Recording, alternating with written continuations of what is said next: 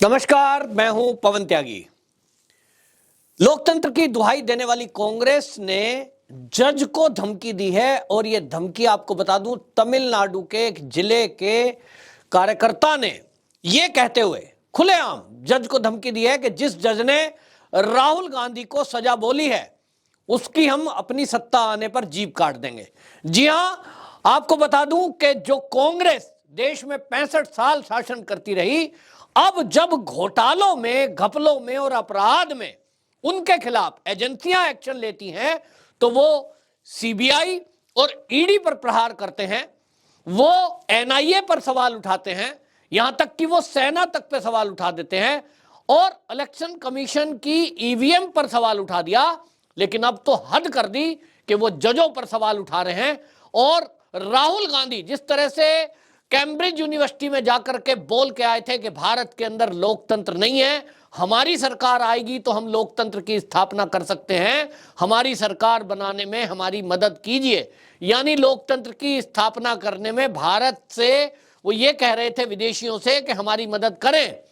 लेकिन राहुल गांधी की यदि सरकार आई, कांग्रेस की सरकार आई, तो वो क्या करेंगे इसको आपको बता दूं। तमिलनाडु कांग्रेस पार्टी में मणिकंदन है और मणिकंदन जो है कांग्रेस का जिला प्रमुख है।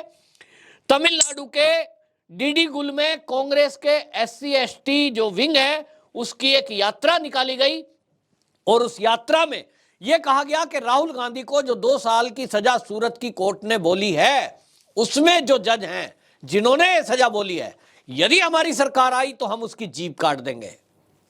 अब आप समझ सकते हैं कि यह कांग्रेस की रियल विचारधारा है।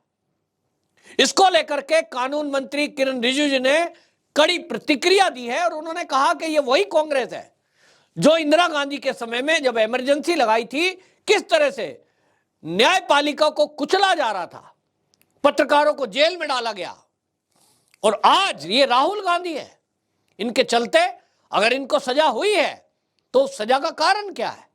आपने एक ओबीसी वर्ग का अपमान किया, आपने ऐसा क्यों बोला? क्या कारण है? सभी चोरों के सरनेम मोदी है। तो क्या देश के और दुनिया के जितने मोदी हैं वो सब चोर हैं? इसको लेकर के आपके खिलाफ एफआईआर दर्ज क्यों ना हो? और जब हुई है तो फिर सजा तो होगी। आप किसी भी कम्युनिटी का अपमान इसलिए कर सकते हैं कि आप गांधी हैं, आप एक गांधी परिवार से आते हैं। और जब इस देश में कानून है, लोकतंत्र है, उसके तहत यदि न्याय प्रणाली आपको सजा सुनाती है, आप माफी नहीं मांगते, कोर्ट में माफी मांग सकते थे, आपने माफी नहीं मांगी, आपको सजा हो गई, तो अब आप धमकाएंगे? आप कह रहे हैं साहब ये हमारे कार्यकर्ता, भाई कार्यकर्ता है तो आप कार्यकर्ता के विरुद्ध क्या कार्रवाई करेंगे?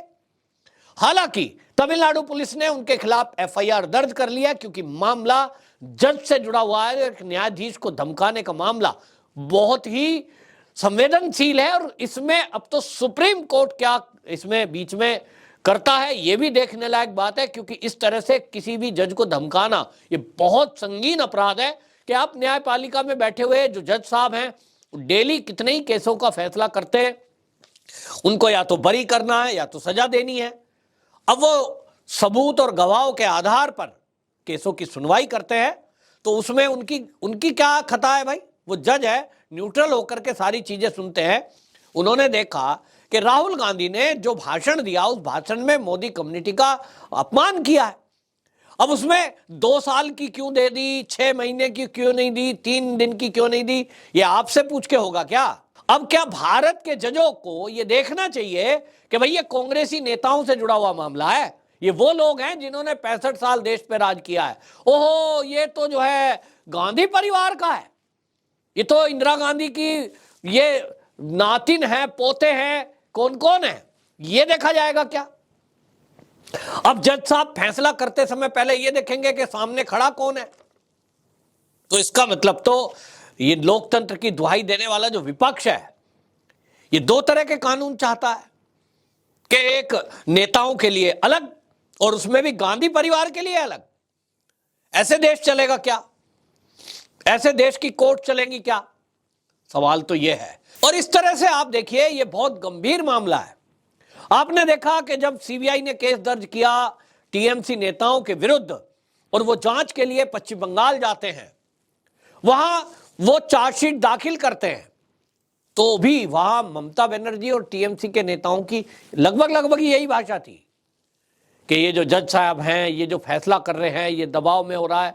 और इसी तरह आप देखिए, जब बिहार में आरजेडी के नेता ये तेजस्वी यादव और लालू यादव, इनकी पत्नी राबड़ी, इनके खिलाफ जब केवल एक जांच अभी चल रही है, लेकिन यह कह दिया गया कि हम जो कोर्ट इनको सजा सुनाएगी उसको हम फला कर देंगे, ये कर देंगे। बिहार में भी धमकाया गया, सड़कों पे लोगों को उतार दिया गया, माने गिरफ्तार नहीं करने देंगे, हम जांच में जाने नहीं देंगे। क्यों भाई? अगर कोई भी नेता, आप ये समझते हो, आपकी पार्टी के लोगों को आप समझाओ कि भैया हमने कुछ किया है नहीं, आप पब्लिकली बोलते हो हम पे तो आरोप फर्जी हैं, हमने तो कुछ किया नहीं है, मोदी जी बदले की कार्रवाई कर रहे हैं। तो जब आपको लगता है कि आरोप फर्जी हैं, तो फिर शांति से बैठो, कोर्ट में जाओ, जांच के लिए जाओ और न्याय प्रणाली पर भरोसा रखो। आप विदेशों में जाकर के ये कहते हो कि भारत में लोकतंत्र नहीं है क्योंकि वहां मोदी सरकार आ गई है। 2014 के बाद से ये शब्द कहां से आ गया? लोकतंत्र की हत्या। तो लोकतंत्र की हत्या आपके कहने से होगी, लेकिन आप जजों के विरुद्ध इस तरह का बयान दो, आप जांच को प्रभावित करो। क्यों उतारे कांग्रेस ने कार्यकर्ता? अगर सीबीआई ने जांच के लिए बुलाया, नेशनल हेराल्ड मामला था, उसमें अगर ईडी या सीबीआई बुलाती है तो राहुल गांधी और सोनिया गांधी को जांच के लिए बुलाया, तो कार्यकर्ताओं को सड़क पे क्यों उतार दिया? इसका जवाब कांग्रेसी नेता बड़े अजीब ढंग से देते हैं। बोलते हैं साहब हमारा पार्टी का प्रमुख नेता है और अगर उसके खिलाफ कोई काम हो रहा है तो हमें ताकत दिखाना जरूरी है। तो ये ताकत किसके खिलाफ दिखा रहे हो? आप ईडी और सीबीआई को प्रेशराइज कर रहे हो, उनके खिलाफ आप सीधा आरोप लगाते हो कि साहब ये तो जो है दबाव में काम कर रहे हैं, केस फर्जी है। तो सारे विपक्ष ने यह आदत बना ली है कि प्रहार करो एजेंसियों पर। आम आदमी पार्टी दिल्ली में है, देखिए जगह जगह धरना प्रदर्शन शुरू कर दिया। हमारे मनीष सिसोदिया जी को कैसे गिरफ्तार करोगे? मतलब सीधा हो गया कि विपक्ष का कोई भी नेता, वो कितना भी बड़ा घोटाला करे, भ्रष्टाचार करे, कोई भी केस हो, उनसे एजेंसियां पूछताछ ना करे भाई। तो ऐसा होता है क्या? अब आप इससे यह भी आइडिया लगाइए कि ये वो कांग्रेस है जो 65 साल देश में जो शासन में रही, जो आज सड़कों पे जजों को खुलेआम जीभ काटने की धमकी दे सकते हैं। तो सोचिए जब ये सत्ता में होंगे तो ये क्या करते होंगे। आज ये सड़कों पर हैं, तब तो ये सत्ता में थे। तो किस तरह का काम ये जजों को दबाव बनाने के लिए करते होंगे, इससे आइडिया आता है। हालांकि बहुत सारे लोग नौकरी में हैं, न्यायपालिका कार्यपालिका में काम करते हैं, नौकरी से जब वो रिटायर हो जाते हैं तो विवादों में नहीं पड़ते हैं, अपना कहीं जीवन जी रहे होते हैं। लेकिन यदि आप इन चीजों को गौर करेंगे तो आप पाएंगे जो फिल्मों में हम देखते हैं ना, वो खाली फिल्मों के सीन नहीं है कि पुलिस के अधिकारी को डराया धमकाया जाता है, जांच अधिकारियों को डराया धमकाया जाता है। कभी हमने तो सुना ही नहीं था, हम इतने बड़े हो गए, मेरी 50 से प्लस उम्र हो गई है, मैंने कभी नहीं सुना था कि बड़े बड़े नेताओं को ईडी सीबीआई पकड़ करके ले गई और नेता मंत्री जेल में है। कभी कभार सुनने को मिलता था, लेकिन भ्रष्टाचार के केस और वो करोड़ों रुपया इनसे मिल रहा है और उसमें पुलिस कार्रवाई कर रही है, ईडी कार्रवाई कर रही है, सीबीआई कार्रवाई कर रही है। नेता तो यूं मिनटों में छूट जाते थे, पहले से पहले ही कोर्ट में व्यवस्था हो जाती थी। और जज साहब भी चेहरा देखकर, अब वो होता है किस तरह का दबाव बनाते होंगे। तो पिक्चरों में देखते हैं कि साहब नेता आए तो उनके खिलाफ कोई कार्रवाई हो नहीं रही है। जो हम फिल्मों में काल्पनिक रूप से देखते थे वो आज समझ में आ रहा है कि ये फिल्मकार जो है, जो स्टोरी लिखते थे, वो कहीं नेताओं को देखते हुए ही लिखते होंगे।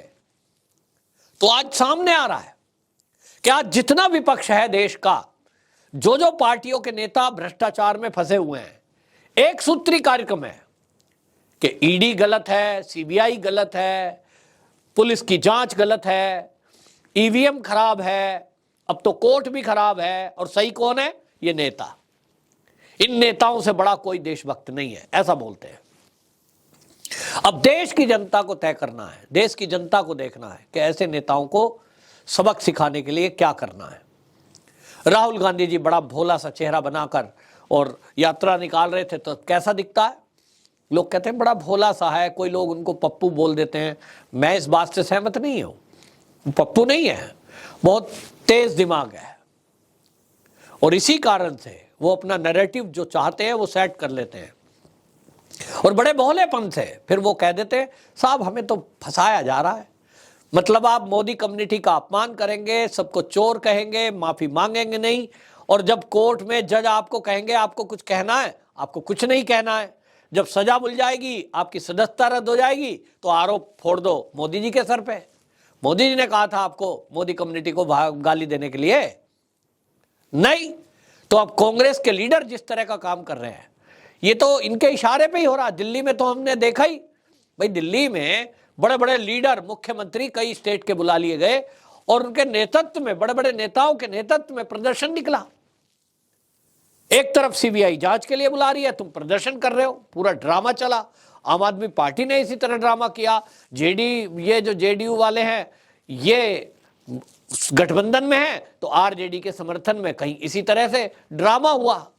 टीएमसी अलग से ही चलती है। तो क्या इन नेताओं के खिलाफ अब कोर्ट फैसला देने के पहले ये विचार करेंगे, भाई हमारी जान का क्या होगा? हमने देखा है झारखंड में किस तरह से जज की हत्या की गई, केवल इसीलिए कि उनके हिसाब से किसी अपराधी के खिलाफ फैसला हो गया, उनके हिसाब से नहीं हुआ। तो ये बड़ा गंभीर मामला है, और इस पर सख्त एक्शन लिया जाए। ये पुलिस ने एफआईआर तो की है, अब देखना होगा। लेकिन अब सवाल यह है कि राहुल गांधी इस नेता के विरुद्ध, जिसका नाम मणिकंदन है, इसके खिलाफ क्या एक्शन लेते हैं? क्या कांग्रेस देश में यह संदेश देगी कि कानून से ऊपर इस देश में कोई नहीं है, और कोई कानून के बारे में इस तरह की बातें करेगा तो पार्टी उसके साथ नहीं है? लेकिन यहां सवाल यह भी है कि जब खुद राहुल गांधी और इनके बड़े बड़े नेता देश की न्याय प्रणाली पर सवाल उठा देते हैं, तो एक कार्यकर्ता का हौसला बढ़ाने का काम ये कर रहे हैं, तो ये बोलेंगे कैसे? देखना है। वंदे मातरम।